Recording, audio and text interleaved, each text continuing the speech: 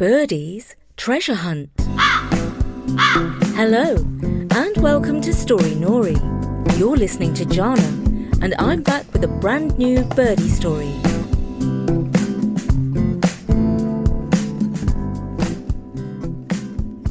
It was a lovely, hot, dry summer.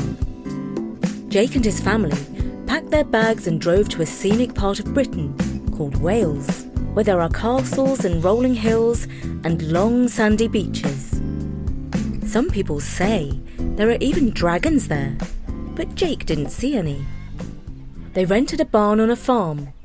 When I say a barn, it had been converted into a comfortable cottage. But there was also a real barn full of hay and a stable with horses and ponies. Hens pecked in their pen behind a wire fence to keep out the fox. Ducks paddled on the pond, while 2 geese ruled a little island in the middle. It was the sort of farm that seemed to have everything a storybook farm should. The farmer took Jake and his little sister Elle for a ride on his tractor to see his prize pigs, who lived on a small pointy hill. They were Berkshire pigs, black with white feet and faces. See that magnificent fellow over there? We call him the Emperor because he's in charge of all the others. Last May he won first prize as the finest pig in all of Wales. He's clever, no doubt about it, and he knows he's special.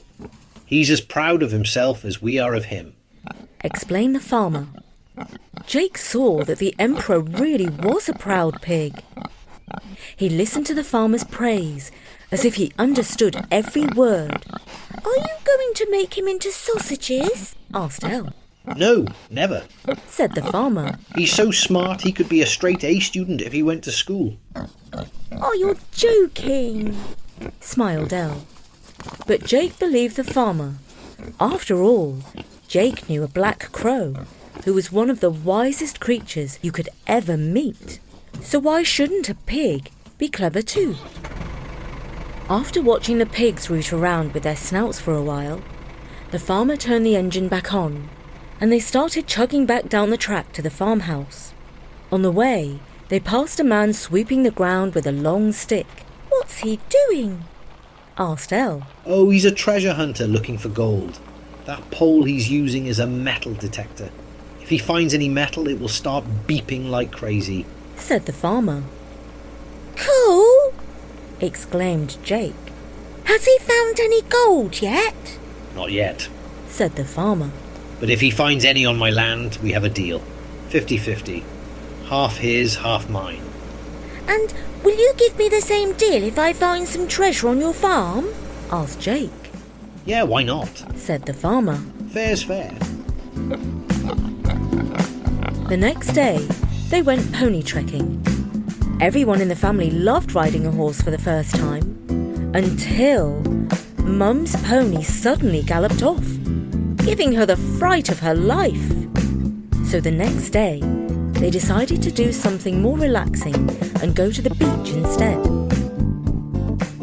That was lovely too.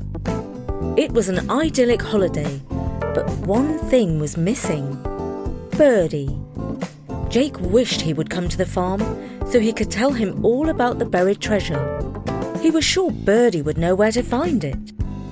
And very early the next morning, there was a little tap on his window pane. Just loud enough to wake Jake out of his dream.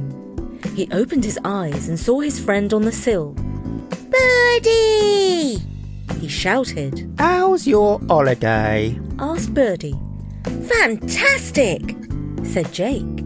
"Well, all except for when the pony ran off with Mum. But she was okay, just a bit shaken.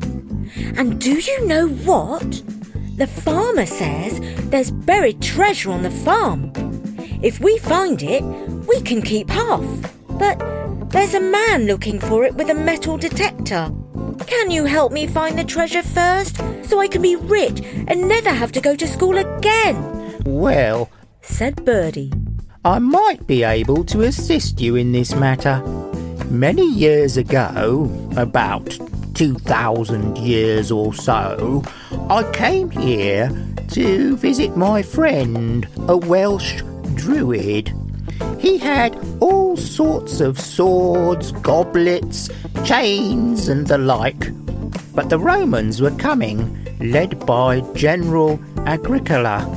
So I said to him, "Themgodden," that was his name, "Themgodden, I think you'd better bury your gold in case the Romans steal it."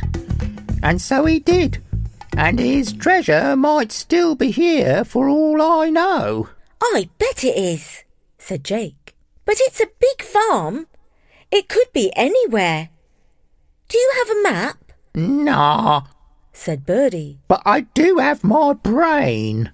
As I remember, he used to perform all his druid ceremonies on top of a pointy hill, and he buried his treasure thereabouts. Oh, I know, said Jake. That's where the pigs live. Nobody would ever think of looking for treasure in a pigsty.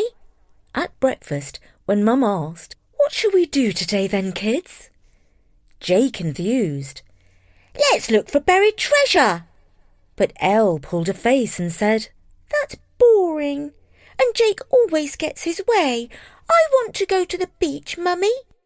After some arguing, they agreed to go to the beach first and look for treasure afterwards in the evening.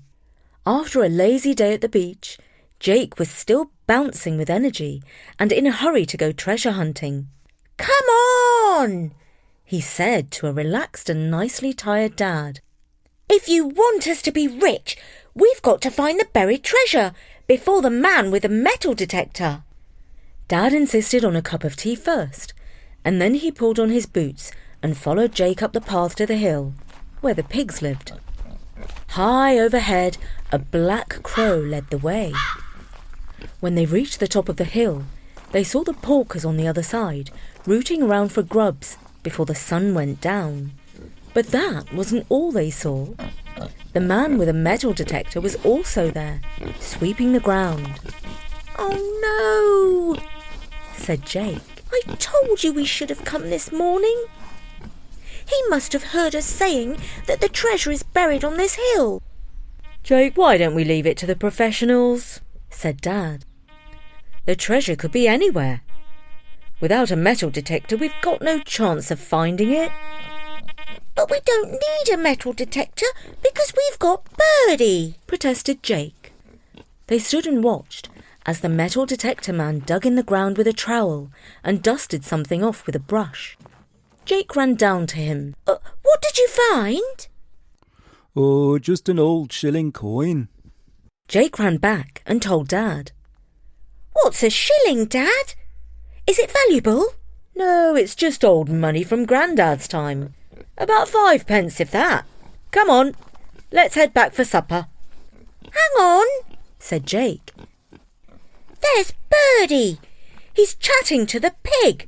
He pointed towards the proud pig, who rejoiced in the name the Emperor. Birdie was standing on his head and squawking loudly. Quack! Quack! "I bet he's asking the Emperor to help us find the treasure," said Jake. And it seemed he was right, because the pig started to trot up the hill, with Birdie still perched on his head. Jake and Dad followed and were soon halfway down the other side. The magnificent pig was now rooting in the ground and digging with his trotter, while Birdie hopped around flapping his wings. "Look, Dad!" exclaimed Jake. "He's found something!" There was a glint of silver in the evening light, and before long the round rim of what looked like a goblet came into sight. Jake began to jump up and down singing, "We found it! We found it! We found the treasure!" But he soon wished he had kept his mouth shut, because the metal detector man came to see what the noise was about. Did I just dream that pig has found something silver in the ground? "No, it's real life true," said Jake. "The Emperor Pig and my friend Birdie are both super intelligent and know where the Druids buried their treasure to hide it from the Romans. All we had to do was to ask the pig politely to help us, and now he's digging it up for us." The metal detector man went down on his knees alongside the pig and started to dig with his trowel. It was starting to get dark when he finally pulled up a goblet. It glowed a little red in the sinking sunlight, but the man said it was silver and probably very old. He turned it around and they saw an emblem of a crow engraved on it. "That's my friend Birdie," said Jake proudly. And as they walked back, he chatted all about his crow friend and how many clever things he knew. They visited the farmhouse to show their discovery to the farmer, who was as amazed as they were. "Well, I never," he said. "So my granddaddy was right when he told me their druids left gold on this land. Well done for detecting it with that buzzing contraption of yours. I'll call the museum in the morning and I'll keep my word. We'll go 50-50 if it's worth a few quid." "Well, actually," said Jake, "we found it." The metal detector man argued that actually the Emperor Pig had found it. Jake nodded in agreement. "Yeah, the Emperor dug it up with his snout, but my best friend Birdie the Crow told him where to look, because I asked him to help. You know, he was friends with one of the druids in Roman times," said Jake proudly. The farmer wiped his brow. "Well, that is quite a tale," he said. Look here, I don't mean to put the kid down, said the detector man. He's got a real imagination, but I have been walking up and down this land for 3 weeks. Now, I've earned the reward. "Well, no point in arguing here this evening," said the farmer. "First, let's see if it's worth anything. Let's ask what the museum says, shall we?"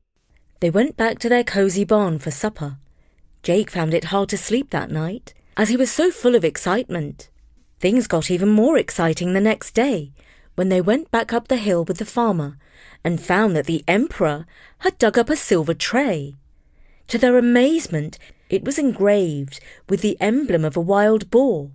The boar looked just like the Emperor, only with fierce tusks. The metal detector man was sweeping all over the hill and found a bronze sword studded with some sort of stone. Over the next few days, more and more gold, silver and bronze turned up, many pieces carrying the sign of the wild boar. The Emperor was finding treasure 3 times as fast as the metal detector. At the end of the week, Jake and his family returned home. Jake had to wait about 6 weeks for any news of the treasure. He had almost given up waiting when a parcel arrived by special delivery.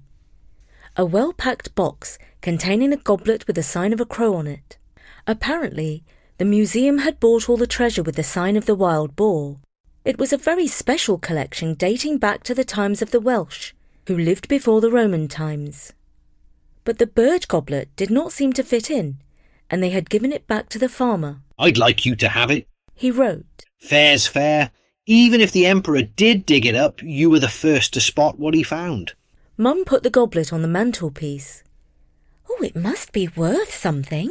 Shall we sell it at the auction house?" she asked. "Oh no, I don't want to sell it. It's Birdie's goblet. It's really special and it's probably magic." And so they kept the silver goblet that the Emperor Pig had found with the help of a very wise and extremely old black crow. "It was," said Dad, "quite an exceptional holiday souvenir." And that was Birdie's Treasure Hunt. Read by me, Jana, for Story Nori. Drop by soon for more stories, and don't forget, if you would like to support Story Nori, you can donate via the link on the website. As ever, we really appreciate your support, as it helps us to keep bringing wonderful stories to the world. From me, Jana, at Story Nori. See you soon!